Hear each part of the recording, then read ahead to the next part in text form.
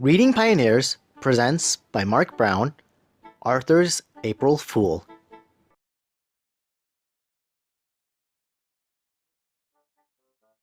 It was the last day of March. The joke shop was full of people getting ready for April Fool's Day. Arthur and Buster tried out everything. Buster bought sneezing powder. Arthur got a fake telescope that gave whoever looked through it a black eye. But Arthur didn't feel like playing jokes. He kept thinking about Binky Barnes. "Who is Binky Barnes?" asked Buster. "Picture King Kong? Now double it," said Arthur.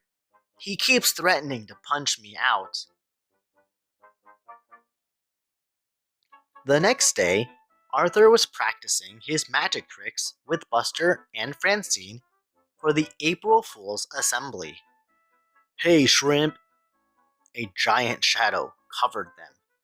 "I'll show you a trick," said Binky Barnes. He grabbed Arthur's favorite pen and put it in his pocket. "Now you see it, now you don't," said Binky. "Hey, watch it," said Arthur, trying to look brave. "Why don't you make me?" said Binky, and walked away. "Pick on some of your own size," called Francine. "Like Godzilla." "Wow," said Buster. "You were right. He's going to pulverize you." That night at dinner, Arthur hardly ate anything. He didn't finish his cheeseburger. He didn't even want any chocolate cream pie. "What's the matter with Arthur?" asked his father. "He's worried about getting pulverized," said DW. "Maybe he's been watching too many outer space movies," said his mother. Later on, DW barged into Arthur's room. "Good night, Mr. Universe," she said. "Haven't you ever heard of knocking?" asked Arthur. "After you get pulverized, can I have your room?" she asked. "Beat it, DW."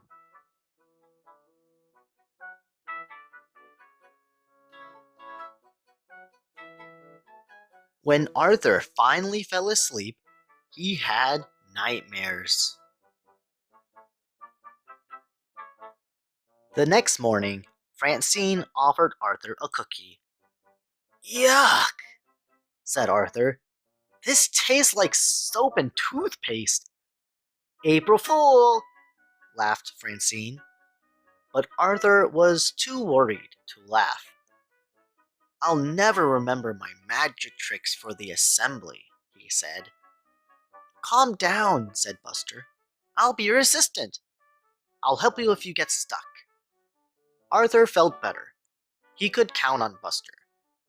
But just before the assembly, Buster got caught putting sneezing powder on Mr. Ratburn's desk. Instead of going to the assembly, Buster went to the principal's office. "I'll blow it for sure without Buster," thought Arthur. He walked into the auditorium.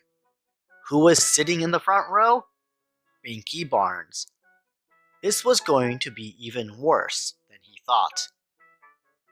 Arthur worried while Mr. Ratburn read people's minds. He worried while Francine and Muffy did shadow tricks.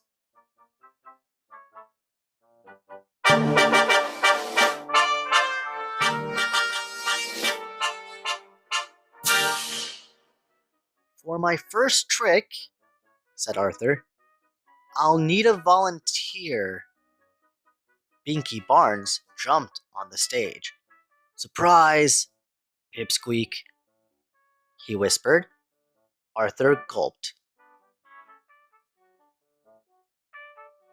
Arthur asked Binky Barnes to tear up a sheet of paper and put it in the magic hat. He said the magic words, and waved his magic wand to make the paper whole again. But rabbits came out instead. Everyone laughed. Arthur took a bow. By mistake, flowers fell out of his sleeve. Binky Barnes laughed harder than anyone. Then Arthur had an idea. He winked at Francine. For my next trick, I will saw this young man in half. Binky stopped laughing and took a step back. My saw, please, Arthur said. Binky turned pale. And now the bucket to collect the blood. Binky screamed. He stepped back again, this time right off the stage. Everyone laughed, even Mr. Ratburn. After the assembly, Arthur stopped Binky in the hall. What's the matter, Binky? You left before I could show you my best trick. No thanks, said Binky Barnes. Are you sure? It lets you see things you've never seen before, said Arthur. Really? Said Binky. He grabbed the telescope and pointed it at Francine. I don't see anything. Of course not, said Arthur.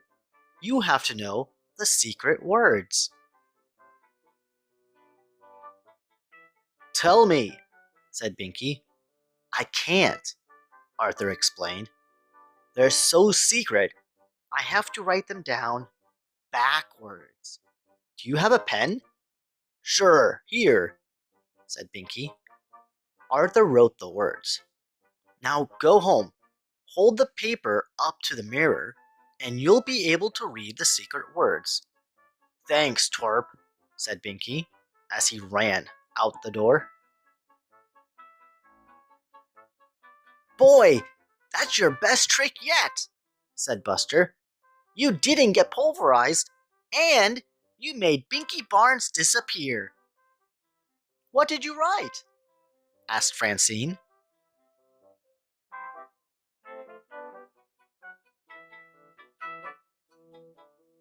April Fool.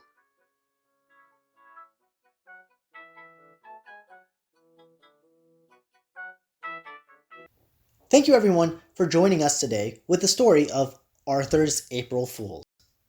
If you're a fan of April Fool's Day, as much as I am, I'd love to hear about your favorite jokes.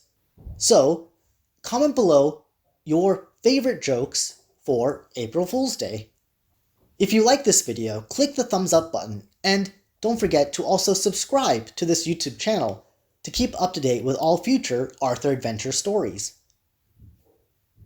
If you have other suggestions that you would like to see on this channel, you can email me, contact@readingpioneers.com. I'd like to grow this channel's library to provide more books for you guys. Until that next book gets uploaded, here are some more Arthur stories that you may be interested in. Well, that's all the time we have for this video. So, until next time, I hope you guys have an amazing April Fool's Day. Bye-bye.